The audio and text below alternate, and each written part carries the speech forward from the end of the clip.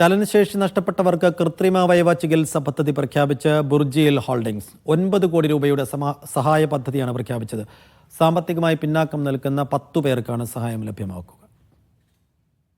പല കാരണങ്ങളാൽ ചലനശേഷി നഷ്ടപ്പെട്ടവർക്കാണ് ബുർജിയിൽ holdings കൈത്താങ്ങാകുന്നത്. ബുർജിയിൽ medical സിറ്റിയിൽ ആരംഭിച്ച അൽ മുദിരിസ് ഓസിയോ ഇന്റഗ്രേഷൻ ക്ലിനിക്കിന്റെ ഉദ്ഘാടന വേളയിൽ ചെയർമാൻ ഡോക്ടർ ഷംഷീർ വയലിലാണ് പദ്ധതിയുടെ പ്രഖ്യാപനം നടത്തിയത്. അതിനൂതനമായ ഓസിയോ ഇന്റഗ്രേറ്റർ പ്രോസ്തറ്റിക് ലിംബ് ചികിത്സയാണ് ലഭ്യമാക്കുന്നത്.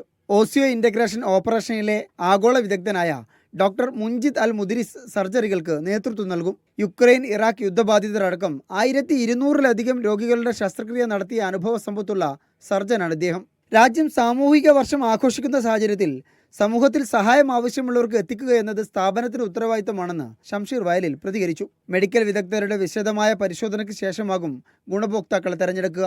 Media 1, Dubai.